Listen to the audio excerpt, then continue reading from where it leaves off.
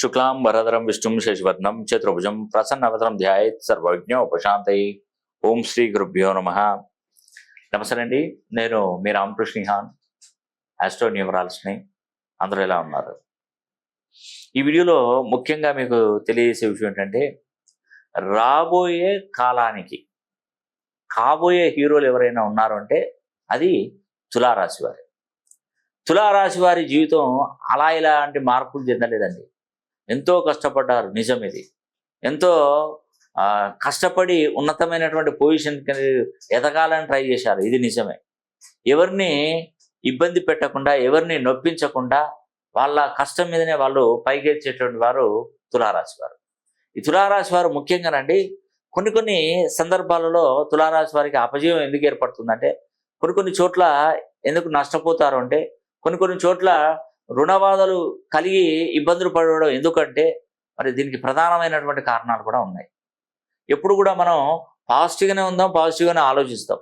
Negative అనేది ఉన్నప్పుడు ఆ నెగిటివ్ను కూడా మనం క్లియర్ చేసుకునే బాధ్యత మనదే అని కూడా నేను తెలియజేస్తున్నాను. తులారాశిలో పుట్టడం గొప్ప విషయమే, నిజంగా గొప్ప విషయమే. కానీ దాన్ని సరిదిద్దుకోవడం మన వ్యక్తిత్వం, మన కర్తవ్యం. ఇప్పుడు భగవంతుడు ఏం చేశాడంటే, నిన్ను ఒక కోటీశ్వరులని ఇంట్లో నిన్ను పుట్టనిచ్చాడు, నీకు జన్మనేసాడు. దాంట్లో కోటీశ్వరుని కోట్లకు పడగలిగే వాడి ఇంట్లో వేసేసాడు. భగవంతుడు చేశాడు, అంతేకాదు అక్కడికి క్లోజ్.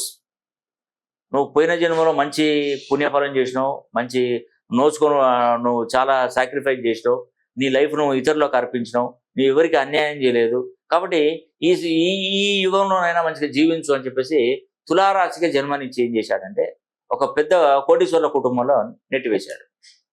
నువ్వు బాల్యం, చిన్నప్పటి నుండి బాల్యం వరకు చాలా అద్భుతంగా తల్లిదండ్రుల సంరక్షణలో పెరిగావు. ఏదంటే అది లోటు లేకుండా అంత పర్ఫెక్ట్గా చూశాడు. నీ తల్లిదండ్రులు వృద్ధులైపోయారు, ఆ ఆస్తులన్నీ నీ పేరు మీద ట్రాన్స్ఫర్ చేశారు. నువ్వు దాన్ని పెంపొందించుకోకుండా నీకున్నటువంటి అలవాట్లతో ఆ ఆస్తులన్నీ మొత్తం ఆవిరి చేశావు. ఇంకేముంటుందండి? భగవంతుడు ఇచ్చింది ఇచ్చాడు, నీ బాల్య వ్యవస్థ మొత్తం నువ్వు హ్యాపీగానే ఉన్నావు. కానీ నీకు ఊహ తెలిసిన తర్వాత ఏం చేసినావు? నీ తల్లిదండ్రులు సంపాదించిన ఆస్తులన్నీ కూడా తెగ నమ్ముకొని నువ్వు బ్రతికావు. అంటే ఇప్పుడు మరి తులారాశి వాళ్ళు గొప్ప వాళ్ళ, అదృష్టవంతులా, దురదృష్టవంతులా? చెప్పండి. అది ఎవరి వల్ల, ఎవరి తప్పు వల్ల అట్లా జరిగింది? చెప్పండి. ఇదంతా మీరు ఆలోచించుకోండి ఒక్కసారి. తులారాశిలో పుట్టడం అనేది కూడా గొప్ప విషయమే, నేను కాదనను. కానీ దాన్ని సమర్థవంతంగా ముందుకు తీసుకురావడం కానీ, వెళ్ళడం కానీ మన బాధ్యత. గురువు ఏమైనా ఒకటేనండి, చెప్తాను. 100 మంది విద్యార్థులకు పాఠాలు చెప్తాడు, 100 మంది వింటారా? వినరు. కొంతమంది ఆటలాడుకుంటారు, కొంతమంది గురువుని చూస్తూ అతని చెప్పింది వినుకుంటూ ఒక చెవితో విని ఇంకో చేతితోనే బయటికి పంపిస్తుంటారు. కొందరికి అర్థం కాదు, కొందరు వినరు, కొందరు నిద్రపోతారు క్లాస్ రూమ్లో, ఎన్నో ఉన్నాయి. కానీ ఇక్కడ గురువు మాత్రం పాఠాలు ఆపడు, చెప్పుకుంటూ పోతూనే ఉంటాడు. విన్నవాడు బాగుపడతాడు, విన్నవాడు ఏదో అంటారు కదా, అయిపోతాడు. అయితే దీంట్లో ముఖ్యంగా ఒక 5గురు మాత్రం గురువు చెప్తున్న పాఠాలు విని శ్రద్ధగా విని ఒక ఎగ్జామ్ రాసి పాస్ అయ్యాడు వాడు లైఫ్ ఎక్కడికో ఉంటుంది. వినని వాడు ఏంటంటే మామూలుగా కూలి పనులు చేసుకుని బ్రతకడే.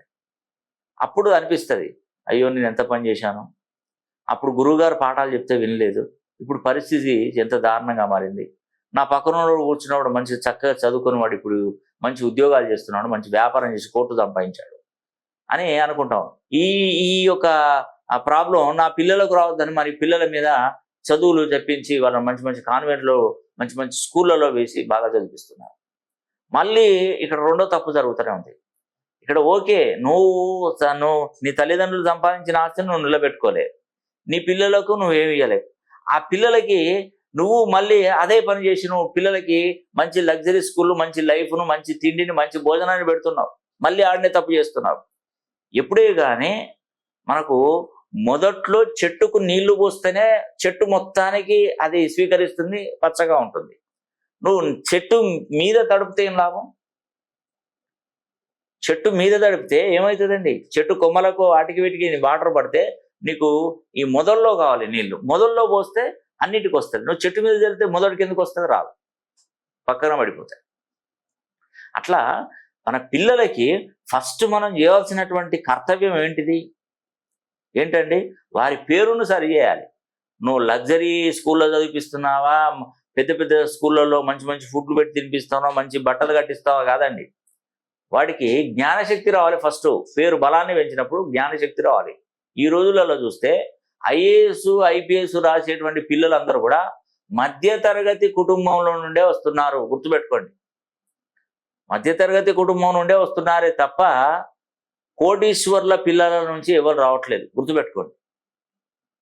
సాదా సీదా ఒక ఆటో డ్రైవర్ పిల్లలు వస్తున్నారు, రిక్షా కార్మికుడి పిల్లలు వస్తున్నారు, ఐఏఎస్ అధికారులు ఐపీఎస్ అధికారులు, వ్యవసాయ కుటుంబం నుండి వస్తున్నారు, కూలీ పని చేసుకునే వాళ్ళ నుండి వస్తున్నారు, గుమాస్తాల నుండి వస్తున్నారు.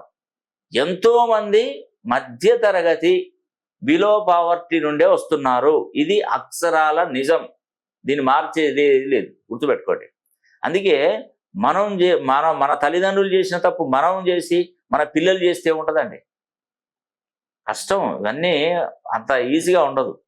కాబట్టి మనం పిల్లలకి ఆస్తులు సంపాదించి పెట్టకున్నా పర్వాలేదు, చక్కటి సంఖ్యాబలం ఉన్నటువంటి పేర్లను పెడితే సరిపోతుంది. అలాంటి పేర్లను మీ పిల్లలకు పెట్టాల్సిందే. ఇంకొక విషయం, మీరు పేర్లు పెట్టే విషయంలో కూడా నేను ఆ న్యూమరాలిస్టును ఈ న్యూమరాలిస్టును కలిసిన, మా పండితులను కలిసిన, వాళ్ళని కలిసిన, వీళ్ళని కలిసిన, వాళ్ళు మంచిగా పెట్టారు అని పక్కన పెట్టండి. వదిలేసేయండి, అవన్నీ వదిలేసేయండి. నా దగ్గరనే పెట్టించాలి ఆ పేరు. సరే, నేను స్వార్థంతో చెప్తున్నానో, మీరు నెగటివ్గా ఆలోచించారో, మన ఇద్దరం కొట్లాడే బదులు పిల్లాడి భవిష్యత్తు బాగుపడుతుంది. ఒక తప్పు ఒకటి ఏంటంటే, అది మీ ఇష్టానికి వదిలిపెట్టారు అనుకోండి, మీరు ఎక్కడైనా పెట్టుకుంటారు. మరి ఆ పెట్టినటువంటి వాడు అంత మంచిగా చూసి కరెక్షన్ చేసి అన్ని పద్ధతుల ద్వారా చూస్తాడని నమ్మకం ఏంటి, రుజువు ఏంటి? అది నేను అనేది. అది అందుకే నన్ను ఎవరైనా ఏ న్యూమరాలజిస్ట్ అయినా అడిగినా ఈ నెంబర్ ఎందుకు ఇచ్చామంటే నేను చెప్తా, కూర్చోబెట్టుకొని చెప్తాను. నేను మొత్తం ఎన్ని డిగ్రీస్లో ఉంటుంది, అసలు డిగ్రీస్ అంటే మీకు తెలుసా అని కూడా అడుగుతా.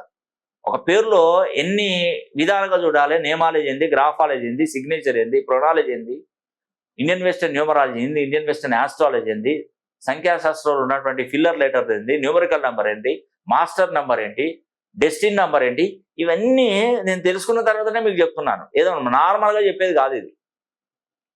అందుకే నేను పిల్లలకి పేర్లు పెట్టినప్పుడు మాత్రం నా దగ్గర ఖచ్చితంగా మీరే నా దగ్గరనే పేర్లు పెట్టించుకోవాలి. ఇక మీరు పెద్దవాళ్ళు పేర్లు వేరే కరెక్షన్ తీసుకున్నారంటే మీ ఇష్టం, మీరు ఎక్కడ తీసుకున్నా నాకు తప్పులేదు. కానీ పిల్లల భవిష్యత్తును మాత్రం మీరు వేరే వాళ్ళ దగ్గర పేర్లు పెట్టించి పాడు చేసిన వల్ల అవుతారు. ఎస్, నేను చెప్పేది అది.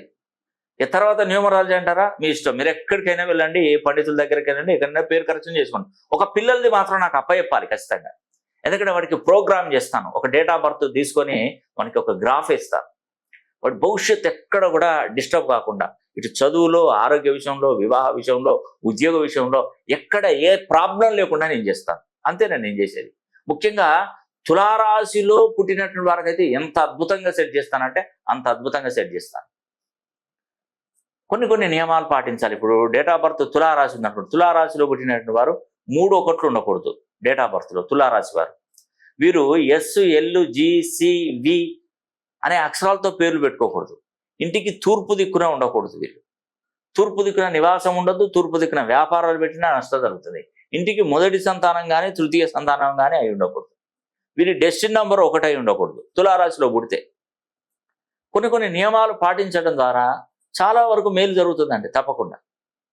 కాబట్టి పేరులో ఉన్నటువంటి సంఖ్యాబలాన్ని 100% మీరు మంచి కరెక్షన్ తీసుకుంటే, మంచి 270 డిగ్రీస్లో పేరు బలాన్ని ఆపై ఎక్కువ తీసుకుంటే వాళ్ళకి ఫ్యూచర్ బాగుంటుందండి తులారాశి వారికి. అందుకే ప్రపంచంలో తులారాశి వారు ఎక్కడున్నా కూడా ఒక్కసారి నన్ను పర్సనల్గా ఫోన్ లైన్లోనైనా లేదంటే డైరెక్ట్ అయినా మీరు కలవండి. డైరెక్ట్ కలుస్తానంటే ప్రతి శని ఆదివారాలు హైదరాబాద్లో ఉంటాను, ఫస్ట్ పాయింట్. రెండవది, మీరు ఫోన్ లైన్లో సంప్రదించాలంటే ఫోన్ లైన్లో కూడా నేను అందుబాటులో ఉంటాను. అందులో భాగంగా విజయవాడకి సెప్టెంబర్ 10వ తారీఖున, సెప్టెంబర్ 11వ తారీఖున రాజమండ్రికి, సెప్టెంబర్ 12వ తారీఖున వైజాగ్కి నేను రాబోతున్నాను. మీరు వీలైతే మీ ప్రదేశంలో మీ దగ్గరలో ప్రాంతంలో ఉన్నాను, మీ దగ్గరికి వచ్చి కలుస్తాను. ఇప్పుడు మనకు ఇది ఏంది, దీని పేరేంటి, రాజమండ్రి ఉందనుకోండి. చుట్టుపక్కల ఉన్నటువంటి మేజర్గా ఉన్నటువంటి మండలాలు సీతానగరం కావచ్చు, కోరుకొండ కావచ్చు, గోకవరం, రాజానగరం, కడియం, కడియపులంక, రంగంపేట, అనపర్తి, బిక్కవోలు, కొవ్వూరు అండ్ చాగల్లు, తాళ్ళపూడి, నిడదవోలు, ఉండ్రాజవరం, పెరవలి, దేవరపల్లి, గోపాలపురం, నల్లజర్ల, ఇట్లా కొన్ని కొన్ని మండలాలు అయితే మనకు ఈ రాజమండ్రి చుట్టుపక్కల ప్రాంతాల్లోనూ. ఎందుకంటే ఎక్కువ మందికి నేను రాజమండ్రి వాళ్ళకే ఎక్కువగా నేను కరెక్షన్ ఇవ్వడం జరిగింది. చాలా గొప్ప వాళ్ళండి, నిజంగా చాలా హ్యాపీగా ఇప్పుడు సంతోషంగా వాళ్ళ లైఫ్ అనేది కూడా బాగుంది. సో మీరు తులారాశి వారు అయితే తులారాశి గురించి మీరు తెలుసుకోవాలన్నా, మీ పేరు మంచి కరెక్షన్ తీసుకోవాలన్నా, మీ కుటుంబ సభ్యులందరికీ న్యూమరాలజీ, ఆస్ట్రాలజీ ప్రకారం పేరు కరెక్షన్ సరి చేసుకోవాలన్నా మీరు తప్పకుండా నన్ను సంప్రదించవచ్చండి. ఈ అవకాశాన్ని ప్రతి ఒక్కరు సద్వినియోగం చేసుకోవాలని కూడా మనస్ఫూర్తిగా కోరుకుంటూ సెలవు తీసుకుంటున్నాను. సర్వే జనా సుఖినో భవంతు.